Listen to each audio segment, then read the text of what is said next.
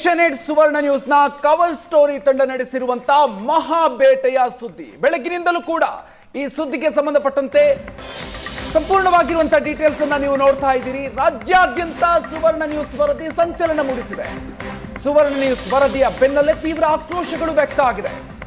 ಕನ್ನಡ ಚಿತ್ರರಂಗದಲ್ಲಿ ಕಮಿಟ್ಮೆಂಟ್ ಕರ್ಮಕಾಂಡ ಯಾವ ರೀತಿಯಾಗಿ ಇದೆ, ಯಾವ ಪ್ರಮಾಣದಲ್ಲಿ ಹಾಸು ಹೊಕ್ಕಾಗಿದೆ ಅನ್ನೋದನ್ನು ಗಮನಿಸ್ತಾ ಇದ್ದೀವಿ.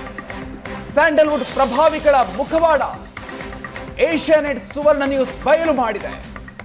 ನಿರ್ದೇಶಕನ ಕೃತ್ಯದ ಬಗ್ಗೆ ಇಂಡಸ್ಟ್ರಿಯಲ್ಲಿ ಆಕ್ರೋಶಗಳು ವ್ಯಕ್ತ ಆಗ್ತಾ ಇದೆ. ಕಲೆಯ ಹೆಸರಲ್ಲಿ ಸ್ಯಾಂಡಲ್ವುಡ್ನಲ್ಲಿ ಕಾಮಕಾಂಡ ನಡೆಸಲಾಗ್ತಾ ಇದೆ. ರಹಸ್ಯ ಕ್ಯಾಮೆರಾದಲ್ಲಿ ಹಲವು ನಟಿಯರಿಂದ ಈ ವಿಚಾರಕ್ಕೆ ಸಂಬಂಧಪಟ್ಟಂತೆ ತಾವು ಪಡ್ತಾ ಇರುವಂತಹ ಪಾಡುಗಳನ್ನು ಹೇಳಿಕೊಂಡಿದ್ದಾರೆ ಹಲವು ನಟಿಯರು. ಸ್ಯಾಂಡಲ್ವುಡ್ನಲ್ಲಿನ ಅನಾಚಾರದ ಬಗ್ಗೆ ಈಗ ತೀವ್ರ ಆಕ್ರೋಶಗಳು ವ್ಯಕ್ತ ಆಗ್ತಾ ಇದೆ.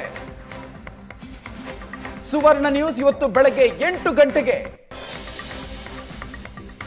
ಆರಂಭಿಸಿರುವಂತಹ ಈ ಸ್ಟಿಂಗ್ ಆಪರೇಷನ್, ರಹಸ್ಯ ಕ್ಯಾಮೆರಾದಲ್ಲಿ ಹಲವು ನಟಿಯರು ಈ ವಿಚಾರದ ಬಗ್ಗೆ ಸುವರ್ಣ ನ್ಯೂಸ್ ಮುಂದೆ ಹೇಳಿಕೊಂಡಿದ್ದಾರೆ.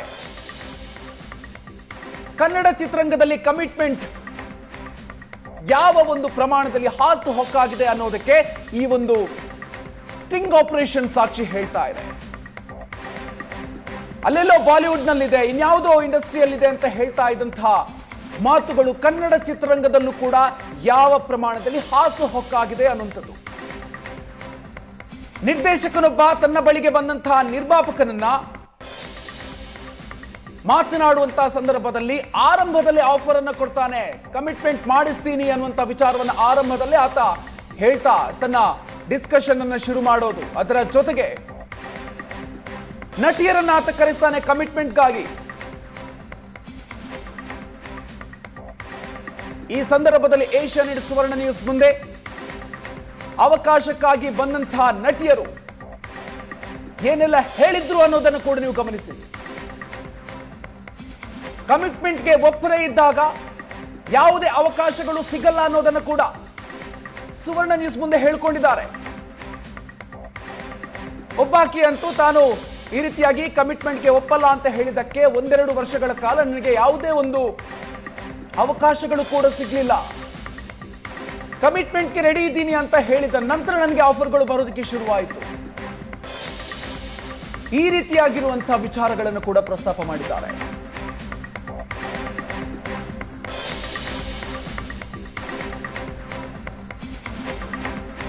ಅನಾಚಾರದ ವಿರುದ್ಧ ಏಷ್ಯಾನೆಟ್ ಸುವರ್ಣ ನ್ಯೂಸ್ ನಡೆಸಿರುವಂತಹ ಸರ್ಜಿಕಲ್ ಸ್ಟ್ರೈಕ್ ಇದು. ಇಂಥ ಅನಾಚಾರಗಳನ್ನ ನಡೆಸ್ತಾ ಇರುವಂತಹ ನಿರ್ದೇಶಕರು ಇವರ ವಿರುದ್ಧ ಕ್ರಮಗಳನ್ನ ತೆಗೆದುಕೊಳ್ತಾರ? ಯಾವ ರೀತಿಯಾಗಿರುವಂತಹ ಕ್ರಮಗಳಾಗುತ್ತೆ? ಕಲೆಯನ್ನೇ ನಂಬಿಕೊಂಡು ಬಂದಂತಹ ನಟಿಯರನ್ನ ಕೆಡ್ಡಾಕಿ ಕೆಡುವಂತಹ ಪ್ರಯತ್ನಗಳು, ಕೆಡ್ಡಾಕಿ ಕೆಡುತ್ತಾ ಇದ್ದಾರೆ.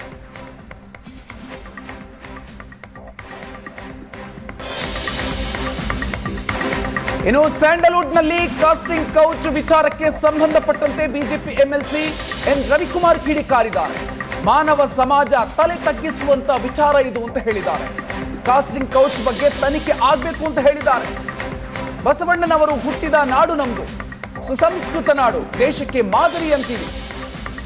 ರಾಜ್ಯದ ನಾಗರಿಕರೆಲ್ಲ ತಲೆ ತಗ್ಗಿಸುವಂತ ವಿಚಾರ ಅಂತ ಬಿಜೆಪಿ ನಾಯಕ ಎನ್ ರವಿಕುಮಾರ್ ಅವರು ಹೇಳಿಕೆಯನ್ನು ಕೊಟ್ಟಿದ್ದಾರೆ.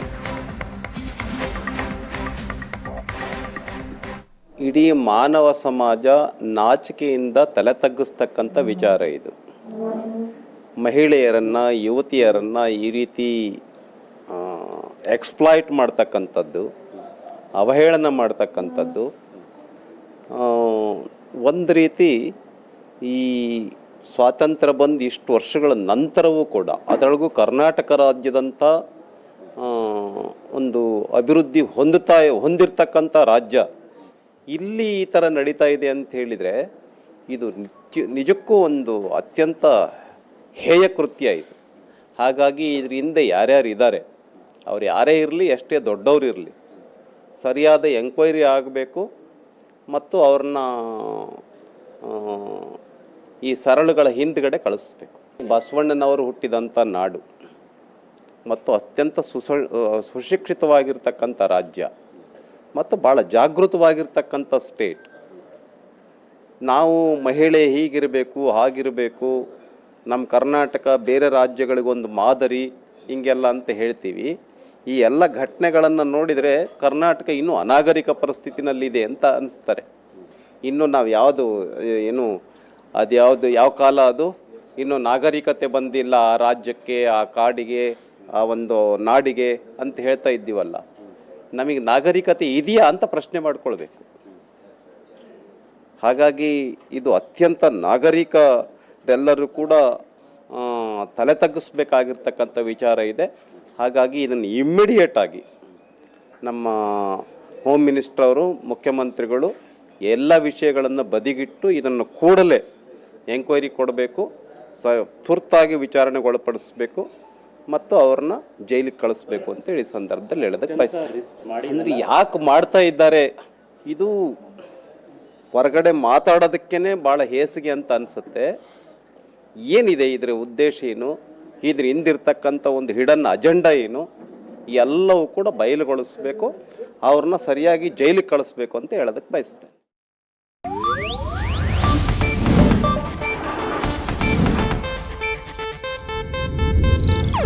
ಇದು ಏಷ್ಯಾನೆಟ್ ನ್ಯೂಸ್ ನೆಟ್ವರ್ಕ್ ಪ್ರಸ್ತುತಿ.